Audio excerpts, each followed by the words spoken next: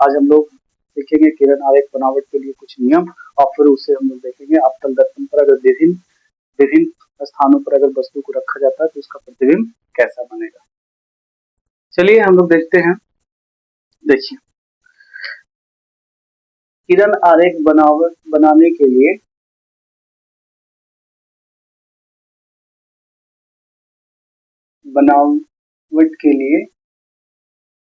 कुछ नियम,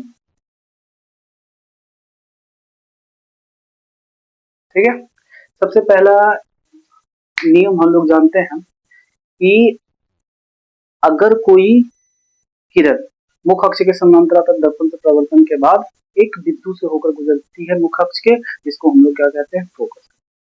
तो ये ध्यान रखना है, पहला नियम, कि मुख्य अक्ष के समानांतर आती प्रकाश की किरणें, मुख्य अक्ष के समानांतर आती प्रकाश की किरणें दर्पण से परावर्तन के बाद कहां से जाती है, फोकस से। देखिए, ये हो गया मुख्य अक्ष पीसी। अगर इसके समानांतर किरणें आ रही है तो दर्पण से परावर्तन के बाद कहां से गुजरेगी, तो वो फोकस से। फोकस से जब वो अवतल, अगर उत्तल होगा तो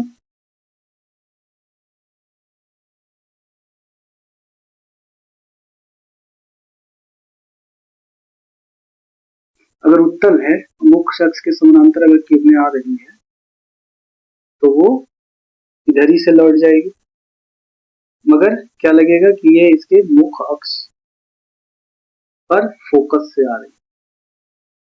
ठीक है, पहला नियम। पहला क्या होना, पहला नियम है कि यदि किरण मुख्य अक्ष के समांतर दर्पण पर पड़ती है, दर्पण पर पड़ती है, तो इसमें मुख्य फोकस से होकर गुजरती है, मुख्य फोकस से होकर गुजरती है जब अवतल रहे तब। और इसमें क्या होता है, मुख्य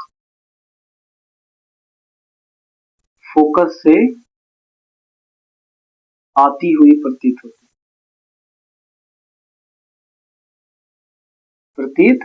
होती है। ये पहला, ठीक है। अगर कोई किरण मुख्य अक्ष से होकर अगर पार करे, यानी मुख्य अक्ष से होकर अगर दर्पण पे पड़ता है तो क्या होता है, दूसरा, मुख्य अक्ष के दिशा में, मुख्य अक्ष के दिशा में, तो जब मुख्य अक्ष के दिशा में हो तो क्या होगा, दर्पण से परावर्तन के बाद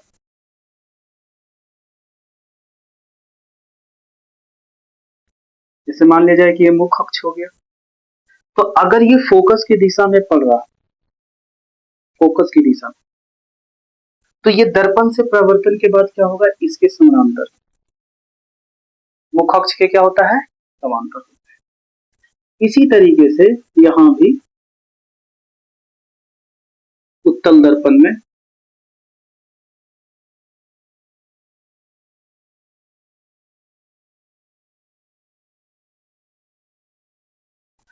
तो अगर मान लीजिए कि फोकस की दिशा में अगर ये इस पे पड़ रहा, फोकस की दिशा में, तो ये दर्पण से परावर्तन के बाद क्या होगा, मुख्य अक्ष के समांतर। दूसरा नियम, तो मुख्य अक्ष के फोकस की दिशा में, मुख्य अक्ष के फोकस की दिशा में अगर किरण दर्पण पड़ता है तो परावर्तन के बाद क्या हो जाएगा, के बाद मुख्य अक्ष के समांतर हो जाएगा, समांतर। ये बात ध्यान रखना है। अच्छा, अगर कोई किरण वक्ता केंद्र से होकर गुजरेगा, तो मैंने बताया है, बता रखा है कि वो दर्पण से प्रवर्तन के बाद उसी पथ पे वापस लौट जाएगा, क्योंकि किरण जो केंद्र से होकर जाता है वो लंबवत होता है, और जब लंबवत पड़ेगा तो उसी पे वापस लौट जाएगा। देखिए तीसरा नियम जो ध्यान रखना है आप लोग को, ये काम देगा आपका। जब हम लोग किसी भी वस्तु, रखी हुई वस्तु का दर्पण पे उसका जब प्रतिबिंब बनाते हैं तो ये नियम का हम लोग ध्यान रखते हैं, तब आसानी से उसका प्रतिबिंब कहाँ बनेगा हम लोग बना पाते हैं। तो चलिए देखिए यहाँ पे तीसरा तीसरा क्या बोले कि वक्रता केंद्र से होकर गुजरती है। वक्रता केंद्र से होकर, तो वक्रता केंद्र से होकर जब गुजरेगी तो उसी पे वापस, ये आपका हो गया अब तक।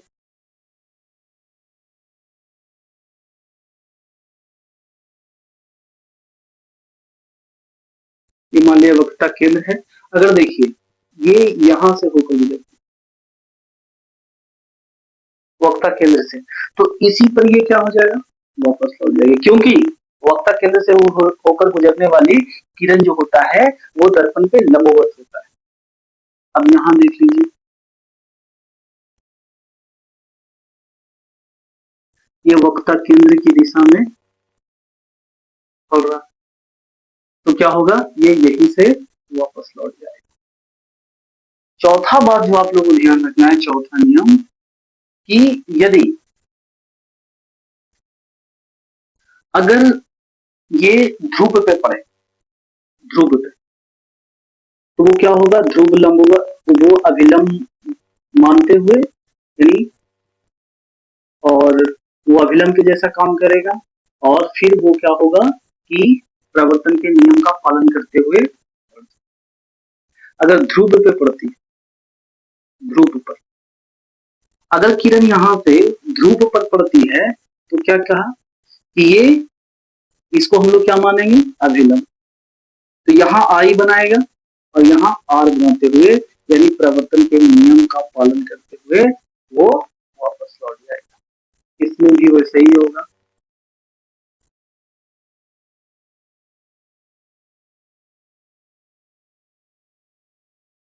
देखिए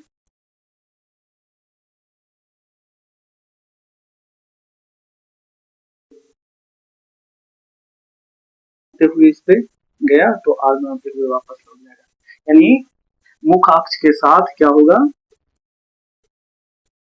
अक्ष के साथ प्रवर्तन का नियम, नियम का पालन करते हुए लौट जाएगा।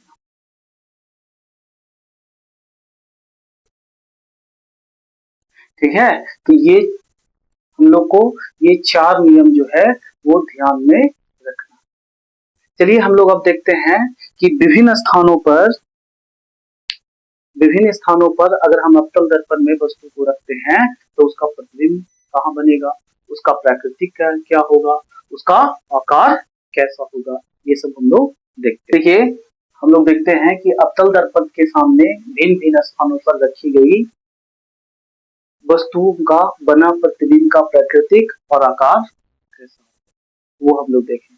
तो प्रतिबिंब बनाने के लिए हम लोग अभी देखें ये कम से कम दो किरण होना जरूरी, क्योंकि प्रतिबिंब तभी बनेगा जब वो दो किरण दर्पण से प्रवर्तन के बाद जब एक दूसरे को काटेगा उसका प्रतिबिंब वहीं पे बनेगा। हम लोग प्रतिबिंब के बारे में जाने हैं।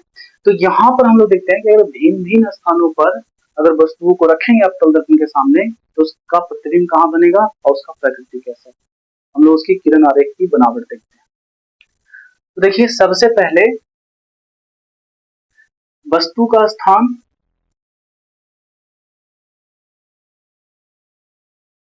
वस्तु का स्थान एफ पर, जब वस्तु को हम लोग मुख्य फोकस पे रखते हैं तो देखिए ये आपका अवतल दर्पण है,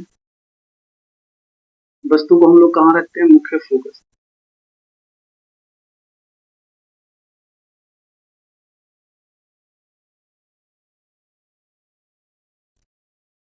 कहाँ रखते हैं वस्तु को मुख्य फोकस पे। यहाँ पे वस्तु को रखते हैं, तो क्या होगा, ये अगर समांतर किरणें आ रही है, इसके समांतर किरणें आ रही है, दर्पण से परावर्तन के बाद कहाँ जाएगा, दर्पण के परावर्तन के बाद वो एफ से गुजरेगा। कहां से गुजरेगा, पहला किरण एफ से गुजरेगा। तो हम लोग ने क्या, मैंने क्या कहा, मैंने बताया आप लोग को कम से कम प्रतिबिंब बनने के लिए दो किरण होना चाहिए, एक समांतर ले लिया, जब ये समांतर ले लिया तो क्या जा रहा है, एफ से जा रहा है। एक हम लोग क्या ले लेंगे किरण एफ के दिशा में, तो जब एफ की दिशा में ले लेंगे तो ये क्या होगा, दर्पण से परावर्तन के बाद क्या हो जाएगा, मुख अक्ष के समांतर समांतर हो जाएगा, मुख अक्ष के क्या हो जाएगा, समांतर हो जाएगा। तो ये दोनों किरणें क्या हो रहा है कि क्या हो जा रहा है, ये दोनों किरणें समांतर हो जा रहा है। तो जब ये दोनों किरणें समांतर हो जा रहा है तो इसका प्रतिबिंब कहाँ बनेगा, तो अनंत पे बनेगा। देखिए ये कभी नहीं मिलेगा, कहाँ बनेगा, अनंत पे बनेगा। तो प्रतिबिंब कहाँ बनेगा, प्रतिबिंब का स्थान, प्रतिबिंब का स्थान वो अनंत हो जाएगा। और फिर प्रतिबिंब का आकार कैसा हो जाएगा, अनंत पर आकार कैसा हो जाएगा, तो आकार जो इसका होगा वस्तु से बहुत बड़ा होगा, क्योंकि अनंत पे बन रहा है, वस्तु से बहुत बड़ा। और प्रकृति की अगर बात किया जाए, प्राकृतिक की अगर बात किया जाए तो देख रहे हैं वस्तु के सापेक्ष क्या बन रहा है, उल्टा बन रहा है, वास्तविक और उल्टा हो जाएगा। वास्तविक प्रतिबिंब है तो वास्तविक प्रतिबिंब कैसा होता है, उल्टा होता है, तो वास्तविक और उल्टा।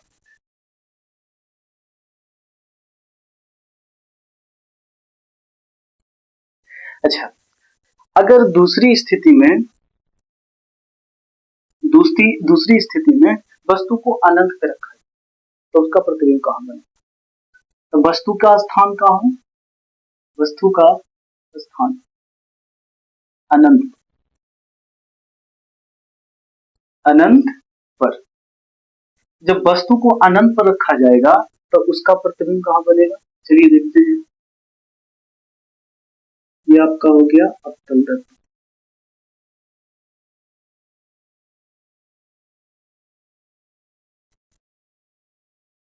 ये मुख अक्ष हो गया, और ये मान लिया जाए वस्तु को कहाँ रख रहे हैं, एक कहाँ रखे हैं, अनंत पे रखे, वस्तु का स्थान कहाँ, अनंत।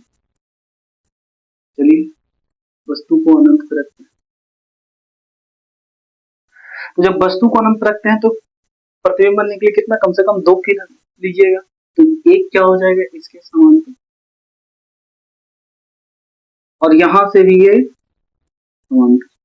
मैंने समांतर किरण पुंज में बताया है आप लोग को कि जब दूर से प्रकाश की किरण आती है तो वो क्या होता है, समांतर होता है। तो ये वस्तु बहुत दूर है, अनंत पर है, तो यहाँ से निकलने वाली किरणें क्या होगा, दर्पण के समांतर पड़ेगा। तो यहाँ से परावर्तन के बाद दर्पण से वो कहाँ से गुजरेगा, तो वो एफ से गुजरेगा। कहाँ से गुजरेगा, एफ से। और ये समांतर आ रहा है तो कहाँ से गुजरेगा, एफ से। तो इसका प्रतिबिंब कहाँ बन जाएगा, एफ। अब आप लोग देख पा रहे होंगे कि वस्तु से ये प्रतिबिंब जो बन रहा है बहुत ही छोटा है, बहुत ही छोटा है। तो पहले हम लोग देखते हैं कि प्रतिबिंब का स्थान कहाँ होगा, प्रतिबिंब का स्थान तो क्या होगा, एफ पर। इसका आकार कैसा हो जाएगा, वस्तु से बहुत छोटा,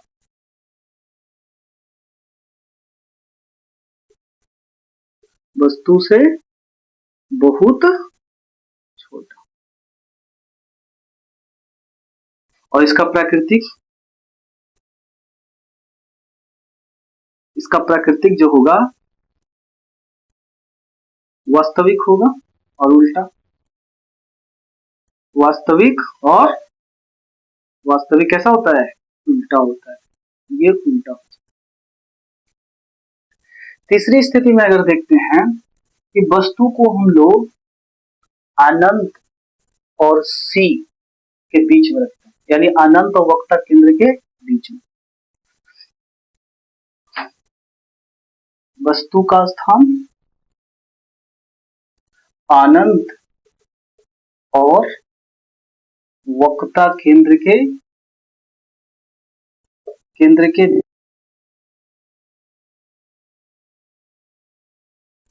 वक्रता केंद्र यानी सी और अनंत के बीच में। तो उसका प्रतिबिंब कैसा बनेगा और उसका प्राकृतिक क्या होगा और उसका आकार कैसा होगा, देखते हैं।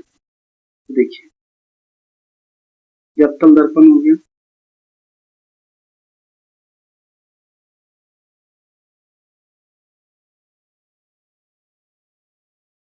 पी और ये सी, और इसके सी के बाद हम लोग रख दिए एक वस्तु। ठीक है, एक वस्तु रख दी। तो दो किरण लेंगे, एक जो होगा वो समांतर जाएगा यहाँ से। तो समांतर किरणें कहां से गुजरती है? तो एफ से, तो एफ से गुजरेगी।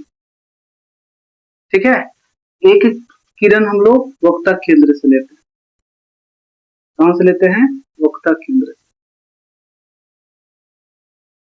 वक्रता केंद्र से। ये दर्पण से परावर्तन के बाद क्या होगा? उसी पे वापस लौट जाएगा। देखिए, इसका प्रतिबिंब कहाँ बन रहा है? सी और एफ के बीच में, यानी इसका जो प्रतिबिंब है वो कहाँ बन जा रहा है? सी और एफ के बीच में। ठीक है, हम लोग चाहें तो इसको भी लिख लीजिए, वस्तु है, इसका प्रतिबिंब बन गया। ठीक है, अब यहां देख लीजिए, प्रतिबिंब का स्थान कहाँ है? तो प्रतिबिंब का स्थान जो होगा, प्रतिबिंब का स्थान वो देख लीजिए कि सी और एफ के बीच में। प्रतिबिंब का स्थान सी और एफ,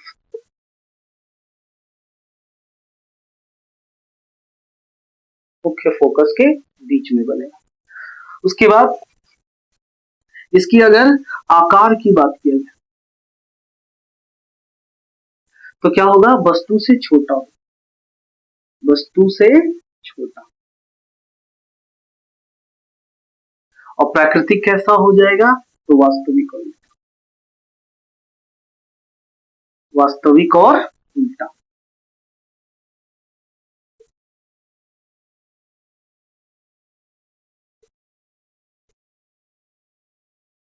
वास्तविक और उल्टा। चलिए अगला देखते हैं। अगर वस्तु को सी और एफ के बीच में रखा जाए, सी और एफ के बीच में, तो यहां से देखिए पहला किरण क्या हो रहा है कि ये दर्पण से परावर्तन के बाद एफ से जा रहा है, और दूसरा जो किरण जाएगा वो सी से होकर के जाएगा। तो मैं और इसको बढ़ा दूं, ये यहाँ तक गया। दूसरा जो किरण जाएगा वो सी से होकर के जाएगा। अच्छा, सी से होकर जाता है तो उसी पे लौट जाएगा। तो प्रतिबिंब कहाँ बन रहा है? प्रतिबिंब जो है वो सी और अनंत के बीच में बनेगा। तो प्रतिबिंब का स्थान क्या हो गया? प्रतिबिंब का स्थान सी और अनंत के बीच में,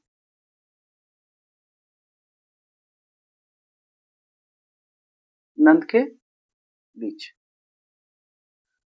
अगर बात किया जाए, अगर मान लिया जाए कि ए और बी है ये, तो क्या बन रहा है? ए डैश बी डैश। तो इसका प्राकृतिक हो जाएगा वास्तविक और उल्टा। वास्तविक, प्राकृतिक, वास्तविक और उल्टा। आकार की बात किया जाए तो देख रहे हैं आकार क्या है? आवर्धित।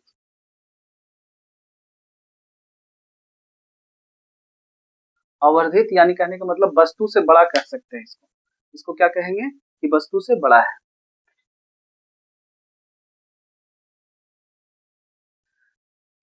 वस्तु से बड़ा।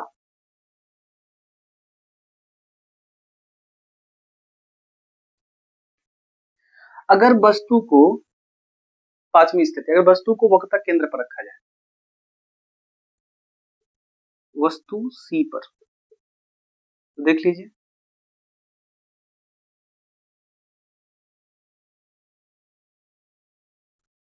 ये P हो गया, C पे रखें तो यहां भी दो किरणें, एक समानांतर लेंगे तो F से गुजरेगा बीच से। अगर अगर ये F से अगर लेते हैं तो कहां, F से अगर लेते हैं तो परावर्तन के बाद समांतर हो जाएगा, इसका प्रतिबिंब जो है यहां बन जाएगा। तो मान लीजिए कि वस्तु ए बी था तो इसका प्रतिबिंब क्या बन गया, ए डैश बी डैश। तो ऐसी स्थिति में क्या होती है कि प्रतिबिंब का आकार वस्तु के आकार के बराबर। तो अगर हमको बात किया जाए कि वस्तु ये प्रतिबिंब कहां बन रहा है,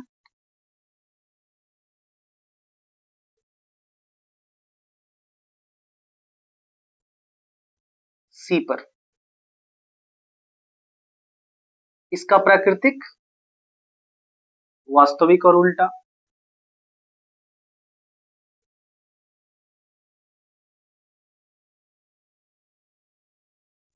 आकार वस्तु के बराबर।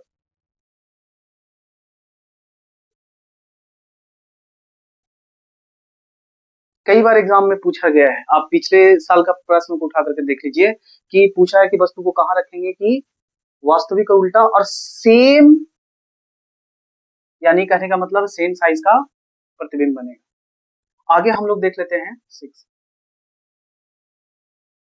सिक्स जो है, यहां पर वस्तु को हम लोग कहां रखेंगे, P और F के बीच में।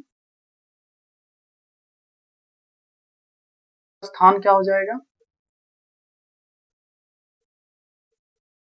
P और F के बीच। सिर्फ एक ऐसी स्थिति है जिसमें हमारा प्रतिबिंब क्या बनने वाला है, इसमें जो प्रतिबिंब बनेगा वो आभासी बनेगा। देख लीजिए ये P है,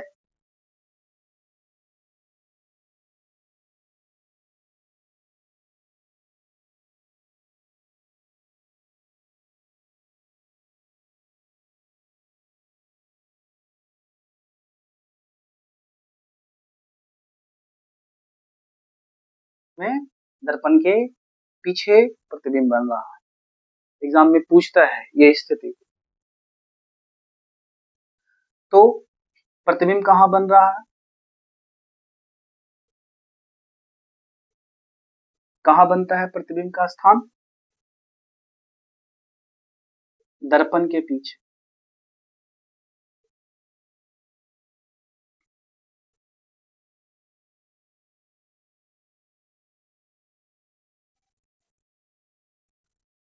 आकार क्या होगा, तो ये आवर्धित होता है, आवर्धित। प्राकृतिक कैसा है, तो आभासी।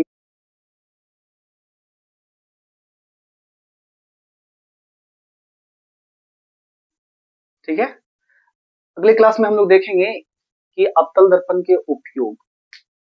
ठीक है, तो मैं कुछ थोड़ा सा बता देता हूँ क्योंकि यहाँ पर मैं किरण आरेख बनाया है, तो मैं बताता हूँ ये वाला स्थिति का जो यूज होता है ना अवतल दर्पण का, ये स्थिति का यूज होता है दाढ़ी बनाने। अच्छा, अगर समांतर किरणें आ रही है तो वो दर्पण से परावर्तन के बाद एक पर मिलता है। जो आपका सोलर पैनल होता है, सौर भट्टियां, उसमें ये वाला स्थिति होता है। ऐसे आपका दर्पण लगा हुआ रहता है, अवतल दर्पण, और सारी किरणें आकर के उसमें ऊर्जा को एक पर संकेंद्रित कर देता है, जिसका ये कन्वर्ट कर देता है क्या चीज में, विद्युत ऊर्जा। ठीक है, अच्छा, एक स्थिति ऐसी होती है जिसे फोकस पे सर्च लाइट होता है गाड़ी का, उसमें इसका इस्तेमाल किया जाता है, जहां पे बल्ब कहाँ रखा हुआ रहता है, फोकस पर, तो यहाँ से प्रवर्तित होकर समानांतर होता है ताकि दूर तक देखा जा सके। तो अगले वीडियो में जैसे इसका उपयोग हम लोग बता दिए हैं, हम लोग जान गए हैं और आप लोग को बता भी दिया है। अब हम लोग फिर इसके उपयोग देखेंगे, फिर देखेंगे कि जो उत्तल दर्पण द्वारा होता है उसका प्रतिबिंब किस प्रकार का होता है, उसका उपयोग कहाँ करते हैं, और फिर हम लोग चिन्ह प्रपाटी और जो दर्पण सूत्र है वो पढ़ेंगे, और उसके बाद जो है हम लोग आवर्धन को देखेंगे, और फिर जो है प्रीवियस ईयर जो क्वेश्चन है पिछले साल का उसको हम लोग करेंगे। धन्यवाद।